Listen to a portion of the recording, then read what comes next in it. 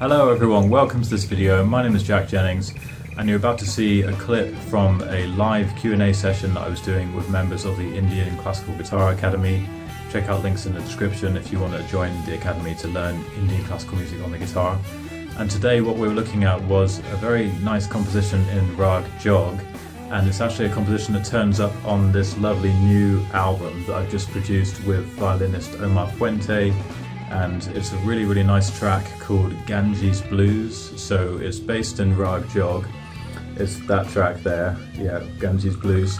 And it's a really lovely composition, and it's got a bit of bite to it, it's got a bit of energy. It sounds like a sort of jazz, blues, rock, Indian classical sort of fusion, and that's exactly what it is. It's one of those elements put together. So I'm just breaking it down here for the students and explaining why it works in the context of Raag Jog. So yeah, I hope you guys enjoy this. It's a nice lesson, and if you really want to check out the album, then you can get it, you can stream it online, but please go to Bandcamp and download it or buy a CD if you really want to support what we're doing, because projects like this, they need help, you know, to get going. And the thing about this project is that we've been working with this amazing nature sound recordist, Martyn Stewart, who's spent his whole life traveling the world recording all of these amazing birds and all kinds of creatures from all over the world, and a percentage of the profits from the project go toward conservation projects. So please support the music, enjoy the music, and support the environment at the same time. Okay, enjoy this guys. I hope you get a lot out of this guitar lesson, and I'll see you next time.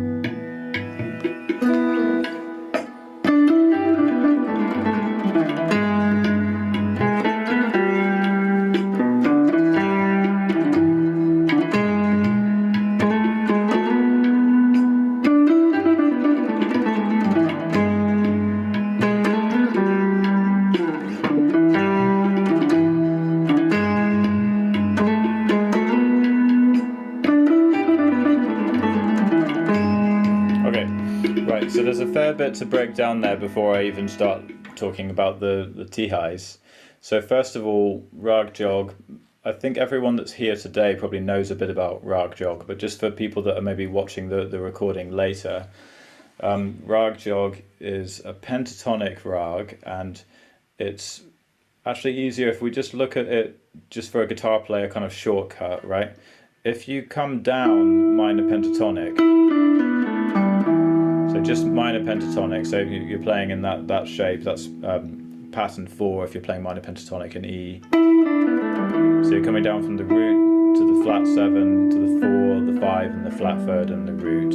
So Sa, Ni, Pa, Ma, Ga, Sa. So Sa, Ni, Como, Ni, Pa, Ma, and then Como, Ga, Sa. Now, when you go up, instead of playing that minor 3rd that you've been used to playing with minor pentatonic, we're just going to play the major 3rd instead. So when we go up, we're going to go straight to that major 3rd. That's should ga, the natural ga from the major scale.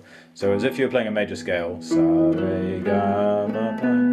It's like that, but we just go straight to sa, ga, ma, pa. And then we have the como ni, that flat 7, and then sa. So sa, ga, ma, pa, ni, sa. And ni is always cormal. Sa, ga, ma, pa, ni, sa. And then coming down, minor pentatonic. Okay? So if you guys have got minor pentatonic, then you're just switching for the major 3rd on the way up. And the more intricate part of the rag is where you can play around with the interplay of, is it going to be a major 3rd or a minor 3rd? So there's this pickup phrase, it's a mukra phrase really in this composition, and that just completely weaves major and minor 3rd, or ga, should ga, cormal ga together. Okay, but the direction always still follows the progression of the rag, whether it's should ga going up or cormal ga going down.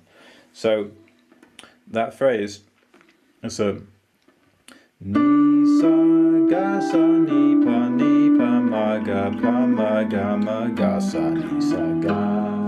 So it's a bit of a tongue twister just on its own, and it gets complicated around pa ma ga sa ni sa ga. So it's using the major third, pa, ma, ga, ma. Notice how it comes up from that ga. So pa, ma, ga, ma, it's allowed to go back up because it's the should ga can go back up.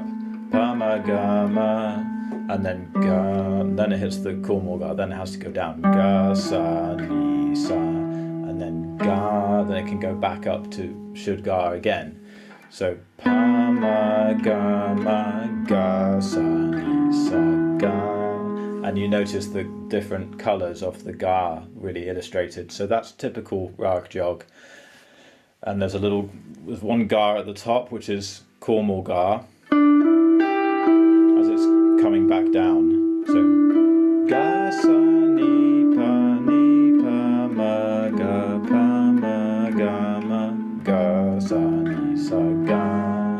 So you tend to get a lot more should ga than you do Cornwall ga, because if you hit should ga,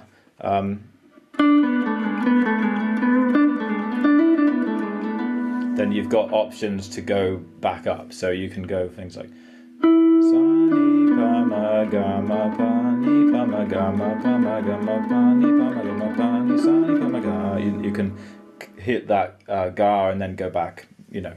Whereas when you play Cornwall ga, now you only can go down, right? Then you can only go down. You can't go sort of back up the way that you came. You have to go down. Okay, so that's quite a nice phrase. How that whole thing fits together. It sort of just illustrates the whole nature of Raag Jog, sort of in one phrase almost.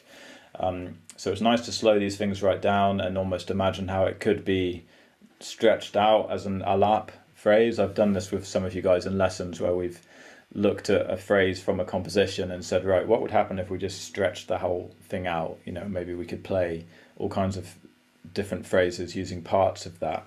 So ni, sa, ga, sa, ni, pa, ma, ga, ma, ga, sa, ni, sa, ga. Okay, so just kind of pulling the thing apart, but it's all pure, you know, rag phrasing.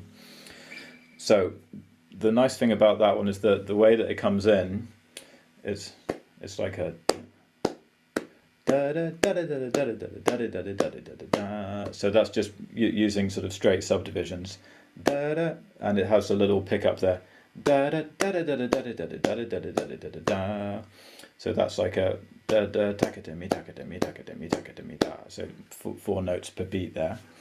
Okay, so I'll just play that with the tal again for a moment, with the ektal, and then I'll show you guys how that works in the cycle as well. Okay, so 2, 3, 4, 5, 6, 7, 8, 9, 10, 11, 12, 1, 2, 3, 4, 5, 6, 7, 8, 9. Okay, so there's a little pickup on 8.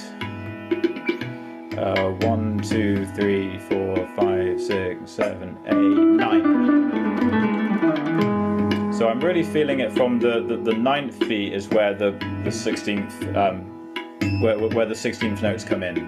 That sort of takademi, takademi, takademi, takademi, takademi, takademi. 1, 2, 3, 4, 5, 6, 7, 8, 9. But instead of just going straight into that, it has a little pickup. 1, 2, 3, 4, 5, 6, 7, 8, 9. There's the rest of the melody, more kind of languid.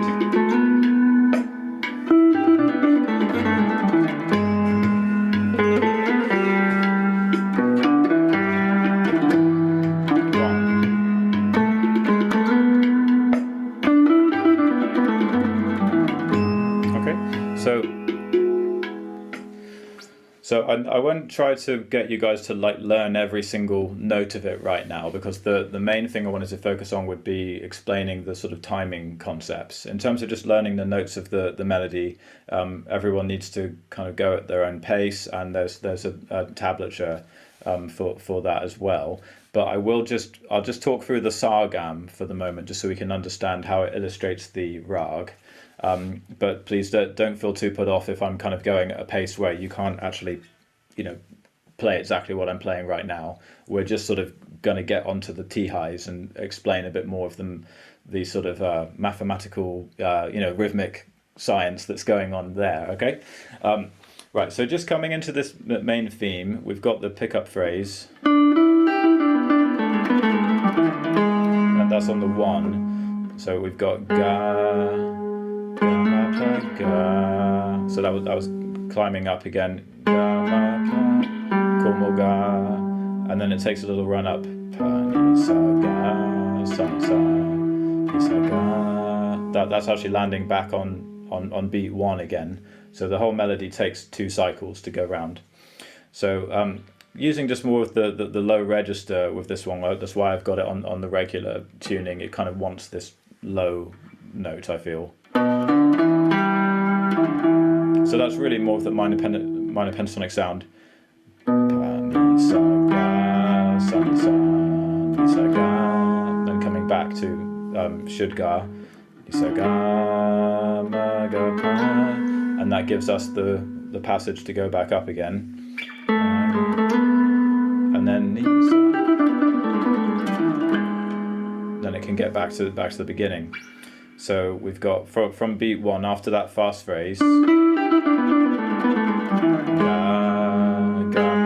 Ga, pa, ni, sa, ga, sa, ni, sa, ni, sa, ga, ma, ga, pa. Then the fast phrase.